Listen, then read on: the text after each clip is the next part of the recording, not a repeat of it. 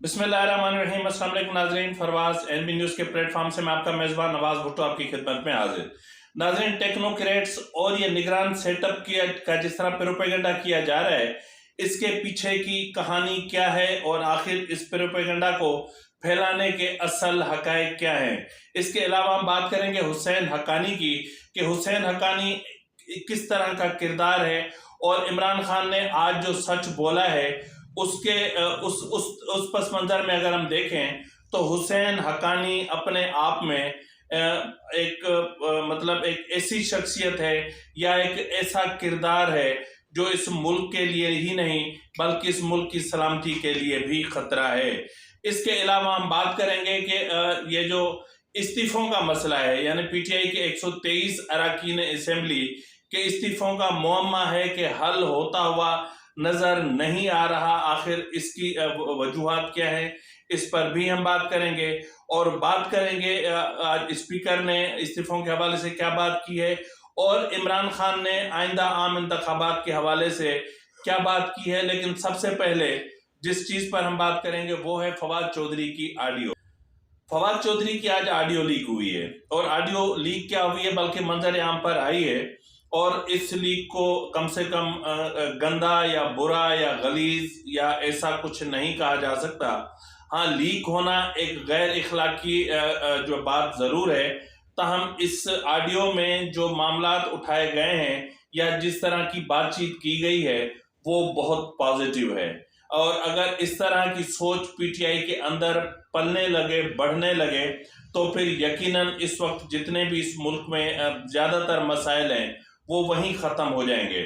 नाज़रीन, फवाद चौधरी ने कोई जुल्फकार चौधरी साहब हैं या कोई जुल्फकार साहब हैं उनसे कोई टेलीफोनिक कन्वर्सेशन की है और उनको कोई मैसेज भेजा है जिसमें वो उन्हें कह रहे हैं कि जी आप ये सलमान शहबाज को या शहबाज शरीफ को ये पैगाम पहुंचा दो कि आखिर हम फौज के कांधों पर कब तक रहेंगे या हम आखिर कब तक फौज के कांधों पर सियासत करते रहेंगे। हमें चाहिए कि हम एक पॉलिटिकल नेटवर्क में आए और सियासी तरीके से बैठकर हम बातचीत करें। और ये भी उन्होंने दरियाफ्त करने की कोशिश की है कि आप उनसे पूछें कि उनको पीटीआई से क्या मराद चाहिए, अपना क्या रियायत चाहिए या किस तरह की कंसेशंस चाहिए ताकि बीच का कोई रास्ता निकाल के हम इस मामले को हल करें या फिर ये जो दूरियां हैं इनको किसी तरीके से खत्म किया जाए। नाजरीन, फवाद चौधरी ने इस मर्तबा बहुत अहम बात की है, यानी वो फवाद चौधरी जो हमेशा गालम गलोच और इदारों की माँ बहन एक करना और बहुत बहुत माजरत के साथ और इस तरह की बातचीत करते हुए अक्सर नजर आते रहे हैं और हमेशा उन्होंने इदारों को डिमोरलाइज किया है। लेकिन आज पहली बार ऐसा हुआ है कि उनकी सोच में एक डेमोक्रेटिक जो फवाद चौधरी है वो नजर आया है, एक जमहूरी जो फवाद चौधरी है वो दिखाई दिया है। यानी वो फवाद चौधरी जो चाहता है कि हमें दूसरों के कांधों की जरूरत नहीं है। हम जो पॉलिटिशियंस हैं, हम जो पॉलिटिकल इश्यूज हैं हमारे मुल्क के या जो पॉलिटिकल पार्टीज के बीच में जो पॉलिटिकल इश्यूज पाए जाते हैं हम उनको पॉलिटिकली रिजॉल्व कर सकते हैं। और ये हमारी जो मुल्क की जो पॉलिटिकल लीडरशिप है उसमें ये एबिलिटी है कि वो बैठकर जितने भी पॉलिटिकल इश्यूज हैं उन पर बैठकर बात कर सकते हैं, उन इश्यूज को रिजॉल्व कर सकते हैं। कैसा? अल्लाह का शुक्र, सब खैर। यार एडी लंबी मैसेज की लिख के भेजी है मैंने। हेलो, जो है वो फौजियों के सियासी जमातें जो है वो फौजियों की हर वक्त टट्टे पोशी करती ना करें, आपस में बात करें। नहीं, बात तो आपकी सही है बट ਇਹਦਾ मतलब ਕੀ ਹੈ? मैं तो पढ़ी नहीं हो एडी लंबी मैसेज में तो तेन कॉल कर लगा सीगा कि की करना ये करना की है। यही मतलब है उसका कि फ्रेमवर्क जो है सियासतदानों को आपस में बनाना चाहिए। वो हर वक्त असं जो हर वेले फौजियों देखते रहने की करनगे की करन। सही सही, चले ठीक है। ये रेलेवेंट क्वार्टर्स ਨੂੰ ਭੇਜ ਦਵਾਂ ਫਿਰ। ਆਹੋ, ਸਲਮਾਨ ਨੂੰ ਭੇਜੋ, ਉਹਨੂੰ ਕਹੋ ਸਿਆਸਤਦਾਨਾਂ ਨੂੰ ਆਪਸ ਵਿੱਚ ਗੱਲਬਾਤ ਕਰਕੇ एक फ्रेमवर्क बनाना चाहिए और की करना। सही सही, नहीं पूछो, इनसे ये पूछो कि आखिर मतलब आप क्या कंसेशंस क्या चाहते हैं पीटीआई से, क्या करे वो। सही, ਸਹੀ ਹੈ 100%। ਦੱਸੋ ਬਟ ਇਹਨੂੰ ਨਾਇਲ ਕਰ ਦੇਣਾ, ਮੈਨੂੰ ਲੱਗਦਾ ਹੈ ਇਮਰਾਨ ਖਾਨ ਨੂੰ ਨਾਇਲ ਕਰ ਦੇਣਗੇ ਨਹੀਂ? ਉਹ ਕਰ ਦੇਣਗੇ ਤਾਂ ਰੋਲਾ ਹੀ ਹੈ ਨਾ, ਉਹਦਾ ਕੀ ਫਾਇਦਾ। ਹਾਂ ਸਹੀ ਗੱਲ ਹੈ। ਚਲੋ ਔਰਤ ਮੈਂ ਭੇਜਦਾ, ਮੈਂ ਸ਼ਬਾਜ਼ ਸ਼ਰੀਫ ਨੂੰ ਡਾਇਰੈਕਟ ਭੇਜਦਾ ਮੈਂ ਮੈਸੇਜ ਕਿ ਸੁਲੇਮਾਨ ਨੂੰ ਭੇਜਾਂ? ਸ਼ਬਾਜ਼ ਸ਼ਰੀਫ ਨੂੰ ਭੇਜੋ ਤੁਸੀਂ ਡਾਇਰੈਕਟ। ਠੀਕ ਆ, ਬਟ ਉਹਦਾ ਤੁਸੀਂ ਨਾਂ ਕਿਉਂ ਥੱਲੇ ਲਿਖਿਆ ਸ਼ਬਾਜ਼ ਸ਼ਰੀफ? नहीं वो तो बंदे किसी ने लिखे और शबाज अहमद, खुद हाँ। मैसेज बना के भेजता हूँ, छोटा इतना पढ़ना ही चले वो भी भिजवा के भिजवाएं, वो छोटी मैसेज भी भिजवाएं मुझे। Okay done sir done. वो भिजवाना। और हमेशा से होता आया है। लेकिन जिस तरह गुज़िश्ता आपको याद होगा कि मैंने कल बल्कि एक व्लॉग जो अपना हामिद मीर साहब की तरफ से जो एक स्पीच सामने आई थी, और उस स्पीच में जिस तरह कमर जावेद बाजवा, जनरल नवीद मुख्तियार और जनरल फैज़ हमीद, यानी ये तीन बॉसेस का जो ग्रुप था, ये वो तीन बॉसेस थे जो बेसिकली बॉसेस के सब ऑर्डिनेट थे। यानी एक सब ऑर्डिनेट अपने बॉसेस के इंटरव्यू किया करते थे। यानी इन्होंने इमरान खान का, शहबाज शरीफ का और मुख्तलिफ पॉलिटिशियंस के इंटरव्यूज किए और उनसे पूछा कि उनका लाइन ऑफ एक्शन क्या होगा, उनका वजीर खजाना क्या होगा, उनका फॉरेन मिनिस्टर कौन होगा, उनका इंटीरियर मिनिस्टर कौन होगा, और हुकूमत को वो कैसे चलाएंगे। यानी ये बैठकर एक सब ऑर्डिनेट, एक 20 ग्रेड 21 के मुलाजमीन बैठकर हमारे मुल्क की तकदीर के फैसले करेंगे। और फिर हमारे जो सियासी रहनुमा हैं वो भी जाके बाअदब बामुलाहिजा होके ऐसे सर नगू करके इनके सामने बैठ जाते हैं। उनको ये नहीं कहते कि खड़े हो जाओ और आप मुझे सल्यूट करो, क्योंकि कल को जब यही शख्स वजारत उज़्मा की कुर्सी पर आकर बैठते हैं तो क्या यही चीफ ऑफ आर्मी स्टाफ आके इनको सल्यूट नहीं करते? क्या चीफ ऑफ आर्मी स्टाफ को प्राइम मिनिस्टर अपॉइंट नहीं करता?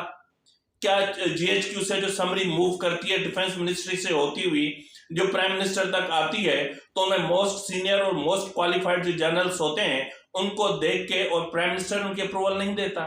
जिनकी अप्रूवल प्राइम मिनिस्टर देता हो, जो प्राइम मिनिस्टर की अप्रूवल से चीफ ऑफ आर्मी स्टाफ तैनात होते हो, जिनकी अप्रूवल से चीफ ऑफ आर्मी स्टाफ को एक्सटेंशंस दिए जाते रहे हों, और वो बैठ के अपने एक्सपेक्टेड या जो फ्यूचर बॉसेस हैं उनके इंटरव्यूज करेंगे। अब ये तासुर फैलाने की कोशिश की जाती है कि हमारी जो इस्टेब्लिशमेंट है वो पाकिस्तान की सियासत को हमसे यानी पॉलिटिशियन से ज्यादा बेहतर समझती है। खाक बेहतर समझती है।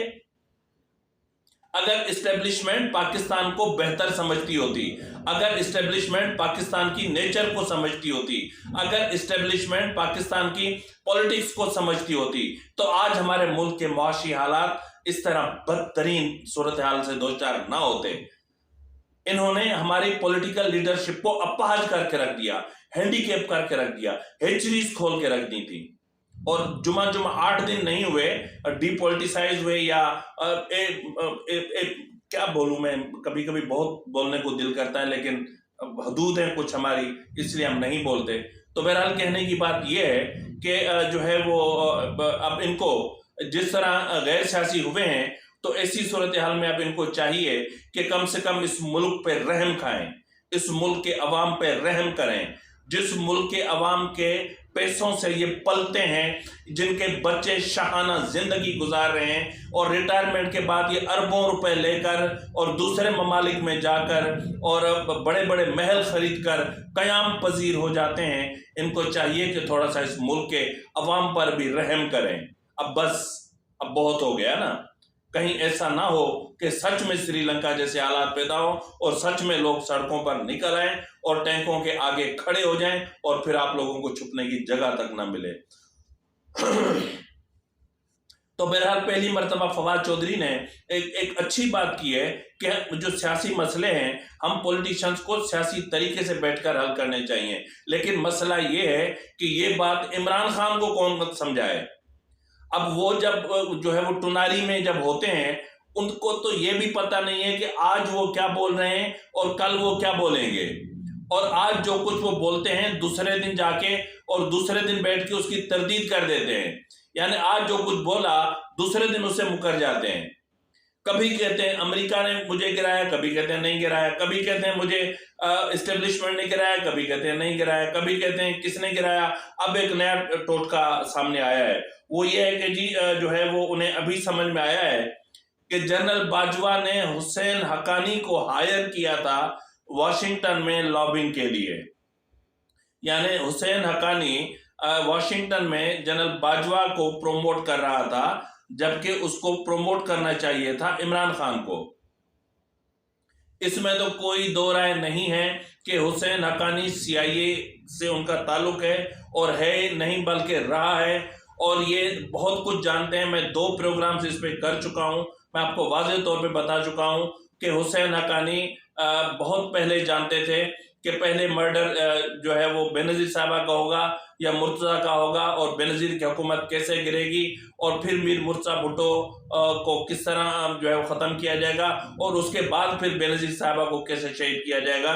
ये हुसैन हक्कानी था, क्योंकि ये बेसिकली जो प्लान था ये CIA का प्लान था, और CIA के पीछे इसराइल था। बहुत सारी बातें जो कहने को दिल करता है, लेकिन हम एहतियातन चुप हो जाते हैं, कहते हैं कि छोड़ दें, कोई बात नहीं, मतलब एक हदूद होती हैं। लेकिन अब ये है कि ज्यादा ज्यादा क्या करेंगे, मार देंगे ना तो मार दो भाई, आओ। हम ऐसे ही अपने आप से तंग बैठे, अपनी जिंदगी से तंग बैठे हैं। जिस मुल्क में इज्जत से जीने के लिए कुछ ना बचा हो, उस मुल्क में मौत बेहतर है, और वो भी कब्र यहाँ पे इतनी महंगी है कि मरने से भी खौफ आता है। बहरहाल नाजरीन, इस वक्त जो है वो जो PTI के 123 अरकान कौमी असेंबली के इस्तीफे हैं, उनका सबसे बड़ा रोला पड़ा हुआ है, बड़ा मसला पड़ा हुआ है। अब मसला ये है कि ये इस्तीफे देंगे भी कि नहीं देंगे। ये टोपी ड्रामा इनका चल रहा है, और इतना भयानक टोपी ड्रामा चल रहा है कि सारे जो है वो हराम निकलता है मेरे मुंह से कुछ और। यानी इनको जो है ना, मतलब दूसरों की कमाई खाने की आदत पड़ गई है, इनको खुद को कुछ नहीं करना। एक अरसे से इस्तीफे दिए हुए हैं और पार्लियामेंट से बाहर बैठे हुए हैं, और कह रहे हैं कि हम मरात नहीं ले रहे, लेकिन ये फैक्ट है कि मरात ले रहे हैं, और फेडरल लॉजेस पे बैठे हुए हैं, मिनिस्टर इनक्लेव्स में बैठे हुए हैं, सरकारी गाड़ियां यूज कर रहे हैं, सरकारी पेट्रोल यूज कर रहे हैं, मुस्ताफी होने के बावजूद भी MNA का लेबल यूज कर रहे हैं। शर्म आनी चाहिए कुछ। कई तारीखें दी, गुजर गई जी, हम कल जाएंगे, हम परसों स्पीकर के पास जा रहे हैं। मैं तो कहता हूं इमरान खान की जो जबान है ना, इमरान खान की जबान कुछ इस तरह की है। इमरान खान का जो वादा है ना, बुनियादी तौर पर बिल्कुल उसी तरह का जिस तरह का एक मवाली का एक वादा होना चाहिए कि होश में है तो कुछ, मदहोश है तो कुछ। मतलब अभी तक ये तय नहीं कर पाए कि हमने इस्तीफा देना है या नहीं देना है। अब ये तय हुआ कि जी 28 तारीख को हम हर सूरत में जाएंगे जी स्पीकर के पास, और जाके हम वहां पे इस्तीफे अपने दे देंगे, और उससे पहले जी हमारा KP हाउस में बड़ी दबंग किस्म की जी हमारा बड़ा खाना होगा, और जितने भी MNAs हैं सारे इकट्ठे होंगे। फिर हर कोई अपने अपने घर से जो खाना लाएगा वो वहीं पर बैठकर खाएगा, क्योंकि उसके बाद वैसे ही उनको बदहाजमा होने वाला होगा, क्योंकि इमरान खान उसके बाद उनको एक बड़ा बेहतरीन किस्म का एक मतलब एक जाहिर है कि इस वक्त पाकिस्तान में यही तो इंटेलेक्चुअल रह गया है। अब वो बहुत बड़ी मोटिवेशनल स्पीच देगा उन्हें, और फिर जी वो सारे बेचारे मासूम 2 घंटे उसकी स्पीच को सुनेंगे, बर्दाश्त करेंगे, पेट में उनके मरोड़ उठेंगे, मरेंगे। बहरहाल उसके बाद जी पता नहीं क्या होगा। वो अगर बच गए बेचारे, जिंदा सलामत रह गए, तो वो फिर जी वो बाजमात जाएंगे, फिर बाजमात वुजू करेंगे, फिर बाजमात जो है वो नवाफिल अदा करेंगे। उनकी जो नवाफिल अदा करने की जो सेरेमनी होगी उसकी क़यादत शाह महमूद कुरैशी साहब करेंगे, क्योंकि अब वो पार्लिमानी लीडर वही हैं। और उसके बाद जी जो वो जाएंगे स्पीकर ऑफिस, और जाके उनको कहेंगे कि जी लें हम अब बावजू हैं, और नवाफिल भी हमने अदा कर लिए हैं, हमने इस्तीफा दे दिया है, हमारा इस्तीफा मंजूर करो। यानी कोई पार्लिमानी तरीकाकार होता है, कोई आदाब होता है, कोई रूल्स ऑफ प्रोसीजर्स होते हैं। मतलब ये इस तरह है कि जो है वो मतलब आपने अगर खाना नहीं खाना है और किसी दूसरे ने खाना है, तो उसके खाने में या तो आप जो है वो 4 चम्मच नमक डाल दें या 4 चम्मच जो है वो मिर्चें ठोक दें। अब चाहे वो उसका मुंह जलता रहे, वो भी ना खा सके, आप भी ना खा सकें, तो सीधी बात करें ना, इस्तीफा आपने नहीं देना है। और आज जब आपको स्पीकर ने कहा था जी मैं जैसे तैसे करके पहुंचूंगा, आज स्पीकर राजा परवेज अशरफ नेशनल असेंबली पहुंचने के बाद उन्होंने चीफ व्हिप आमिर डोगर को फोन किया कि जी मैं ऑफिस में हूं, आप आना चाहते हैं तो आ जाएं। तो बहरहाल पहले तो जी वो इन्होंने बाजमात जाना था, फिर पता चला कि इनका एक कबूतर था, उसने जो है वो एक खत पकड़ना था और फिर उसने गाना गाते हुए जाना था कि जा कबूतर जा जा जा, मेरी चिट्ठी राजा परवेज अशरफ को दे आ। तो बहरहाल वो कबूतर तो बेचारा मिला नहीं, और फिर आमिर डोगर साहब ने कहा जी हम तो आज नहीं आएंगे। अब इसके पीछे की कहानी क्या है वो मैं आपको बताता हूं। ये खुद को बड़ा हाजी समझ रहे हैं ना, मैं आपको बताता हूं ये कितने जो है ना क्या है।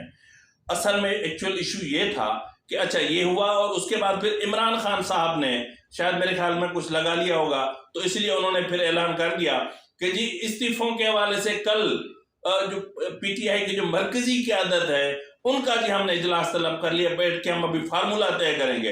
अबे सीधी बात कर मिस्टर खान, 2 नंबर खान, सीधी बात कर। आपके टोटल फिगर है 123, और उनमें से आपके मोर देन 45 MNAs आपके पास नहीं है। 45 मोर देन 45 MNAs आपके पास नहीं है, वो आपके साथ नहीं है, वो पार्लियामेंट में वापस जाना चाहते हैं, वो बैठकर अपने हलकों के मसाइल हल करना चाहते हैं। असल बात ये है, और आप कहते हैं कि इस्तीफा दो और जबरदस्ती इस्तीफा दो। तो सीधी बात करें ना कि आपके अपने बंदे आपके पास नहीं है। अब कल फिर उनको बुलाएंगे आप, आओ जी सारे कहाँ आएंगे? ये 45 तो नहीं आएंगे, चलो 45 ना ही सही, 40 ही सही, 40 तो नहीं आएंगे। तो इसका मतलब ये है कि कल के ये जो 40 जो MNAs होंगे ये आपके खुतबे से महरूम रह जाएंगे, यानी इनके जो 20-25 गुनाह झड़ने थे वो बेचारे नहीं, उनके गुनाह नहीं झड़ेंगे। तो जाहिर है कि जो आपका खुतबा सुनता है तो उनके तो गुनाह वैसे भी झड़ जाते हैं, क्योंकि आपके खुतबे को बर्दाश्त करना, यानी क्या बोलूं मैं, उसको बेहतर अल्फाज कोई ऐसा हो कि यूं समझ लें कि इस मुहावरे को मैं थोड़ा सा यूं चेंज कर देता हूं। कहते हैं ना, माँ की दुआ जन्नत की हवा, इमरान खान का खुतबा जहन्नुम की हवा। तो ये जो जहन्नुम से हवाओं के झोंके आते हैं ना, उनसे बेचारे बच जाएंगे। अब कल जी ये सारे मरकजी क़यादत बैठेगी, फिर एक तरला जो है वो वफद तैयार किया जाएगा, वो तरला वफद जाएगा और जाके सबसे मिलेगा, फिर माफी तलाफी होगी, फिर देखेंगे कि उनमें से कितने आ सकते हैं कितने नहीं आ सकते। और जो स्पीकर नेशनल असेंबली हैं वो वैसे भी पाकिस्तान से 7 दिनों के लिए बाहर जा रहे हैं, और 7 दिनों का इनको फिर भी टाइम मिल गया है। तो इमरान खान ने जो है वो एक चीज और भी कही है कि मुझे अभी इंतखाबात होते हुए नजर नहीं आ रहे। तो ये तो फैक्ट है ना, इंतखाबात तो अक्टूबर 2023 में होने हैं। तो तेरी जो दूरबीन है ना, उस दूरबीन के शीशों के आगे ना कुछ कचरा आ गया है, उसको साफ कर। वहां पे 2022 अटक गया है, अभी 31 के बाद 2023 शुरू होगा ना, तो फिर दूरबीन के शीशे साफ कर तो अक्टूबर 2023 नजर आएगा। फिर अक्टूबर 2023 से आगे 1 साल और देख, तो फिर आपको पता चलेगा कि वो अक्टूबर 2023 बुनियादी तौर पर नहीं होगा, वो अक्टूबर 2024 होगा। तो ये थोड़ा दूरबीन अपनी ठीक कर लो, दूरबीन आपकी ठीक होगी तो सब सही हो जाएगा। तो बहरहाल इसके अलावा नाज़रीन जो अब हम बात करेंगे कि इमरान खान ने जो ये कहा है कि मुझे इंतखाबात होते हुए नजर नहीं आ रहे, और मैं जो देख रहा हूं कि इंतखाबात बहरहाल जो इंतखाबात होते हुए नजर नहीं आ रहे, और उसके अलावा चंद सहाफियों ने जो है वो क्या बोलते हैं उसको, इसके अलावा चंद सहाफियों ने जो है वो एक रागनी छेड़ दी है। अब उन सहाफियों की जो रागनी है, उस रागनी के पीछे जो चीजें हैं वो है तवीलुल मुद्दती, टेक्नोक्रेट्स की गवर्नमेंट बने या फिर जी जो है वो निगरान सेटअप आएगा। ये जी मार्च में बस अप्रैल में आ जाएगा। 2 मियाँ बीवी हैं, सहाफी हैं और बड़े बड़े चैनल्स पे बैठे हुए हैं। जाहिर बड़े चैनल, बड़े नाम, मेरी तरह के यूट्यूब पे मगजमारी करें तो पता लगे। तो बहरहाल वहां बैठे हैं, अयाशी है, सब कुछ मिल रहा है, तो क्या कह सकते हैं। तो वहां पे बैठे बैठे जी जो है वो छोड़ रहे हैं लंबी लंबी। तो लंबी लंबी में ये है कि जी जो है वो टेक्नोक्रेट्स का सेटअप आ रहा है, या फिर निगरान सेटअप आएगा, और फिर वो तवील मुद्दती होगा, फिर वो 2 साल तक चलेगा। ओ भाई, आपका कॉन्स्टिट्यूशन क्या कहता है? आप कॉन्स्टिट्यूशन को देखो। आप आइन से हटकर कोई बात क्यों करते हो?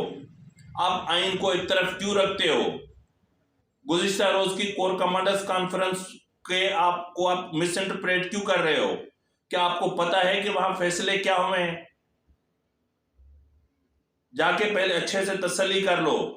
अगर फौज गैर सियासी हो गई है, खुदा खुदा करके जो हमारा पल्लू फंस गया था कांटों में, अल्लाह ने हमारा वो पल्लू छुड़वाया है, उसके बावजूद के पल्लू बचा ही नहीं। तो बहरहाल जैसे भी पल्लू थोड़ा बहुत बचा है, अब उसको सिएंगे हम बैठ के, आगे चलते हैं, देखते हैं।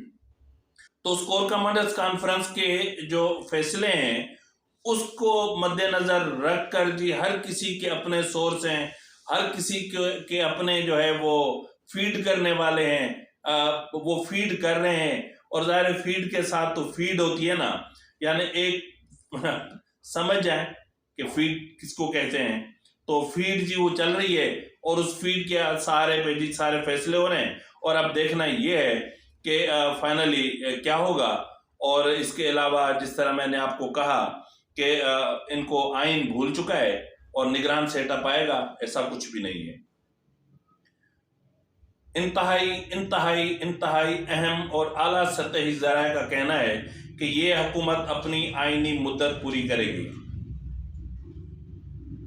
अगर आईनी मुद्दत ये हुकूमत अपनी पूरी ना कर सकी तो ज्यादा से ज्यादा ये होगा कि 1 साल का जो है वो फाइनेंशियल सिचुएशन को देखते हुए 1 साल की तोसी पार्लियामेंट खुद को दे सकती है, ऐसी गुंजाइश मौजूद है। ठीक है, तो उस सूरत हाल में जो है वो ये चीजें होंगी। नाजरीन, एक चीज जो है वो मुझसे रह गई थी, वो चीज मैं थोड़ा सा क्लियर करना जरूरी समझता हूँ। नाजरीन, असेंबली के जो रूल्स ऑफ प्रोसीजर हैं उसमें वाज़े तौर पर ये लिखा हुआ है कि जो रुकन असेंबली होगा उसका इस्तीफा कैसे देगा, उसका प्रोसीजर क्या है। और उसी के मुताबिक जो है वो स्पीकर ने कहा है कि मैं किसी भी जत्थे को अलाउ नहीं करूंगा, और एक एक रुकन असेंबली आए और अपने हाथों से लिखा हुआ जो रेजिग्नेशन है वो सबमिट करे, और बताए कि उन्होंने वो बगैर किसी दबाव के या बगैर किसी प्रेशर के खुद अपनी मर्जी से इस्तीफा दिया है। इतनी सी बात है।